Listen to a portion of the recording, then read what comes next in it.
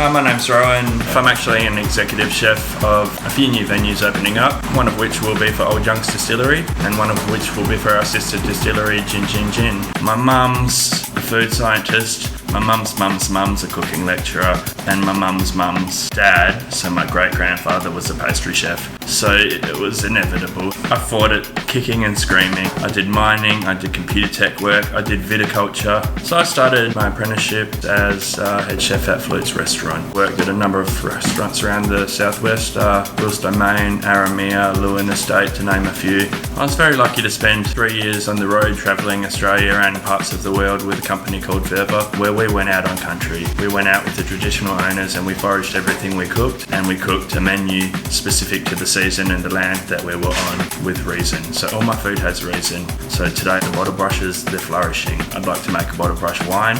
In 3 months' time that's going to be ready, and there's a fermented spirit that I can put into my desserts. We've got locusts on the property. I like to use those when they're in season. It's about seasonality, it's about local produce. I don't like food miles, but I do like native ingredients with a reason. What's important to me is waste minimalisation and sustainability. Just because something's ripe now doesn't mean I can't use it in 3 or 4 months' time in a different version. I can dry the skin into a powder. I can ferment fruit when it's starting to go bad into a puree and use that to balance out a dish. I can infuse the leaves into a vinegar. Gone are the days for me of using lemon, lime and orange in all of my food, because that's just landfill. Traditional owners, the locals to the land, would have always used beverages like that, a cordial if you will, by just simply placing the flour into water, leaving it open to air, and the nectar comes out and you've got a nice sweet drink. I'll be adding a little bit of sugar to it as well, raw sugar, covering it with a cheesecloth and letting that bubble away. The wild yeasts from the flour itself will be fed by the sugar. We've got such beautiful people in the Swan Valley. The Swan Valley is a community.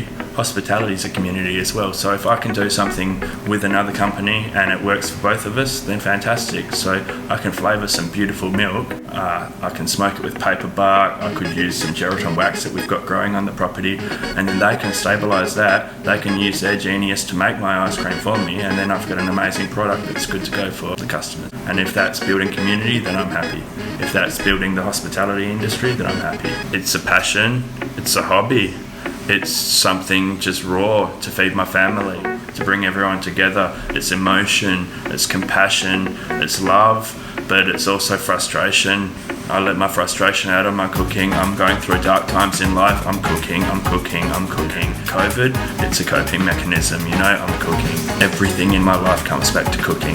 It's my burden and my blessing. I've worked for charity before, and I've seen thousands of meals go out in the back of a truck, but it's always been from the kitchen. And actually going to St Pat's made me see on a real level what's out there, seeing all the individuals and the sheer number of individuals, and not just the food. They need dentistry, they need psychological. All of these things we take for granted and we don't think about. And if I can use my skills and a little bit of infrastructure that I have available to me to make a night to remember for a bunch of guests, to keep the fundraising going for St Pat's, then I'm a happy man at the end of the day.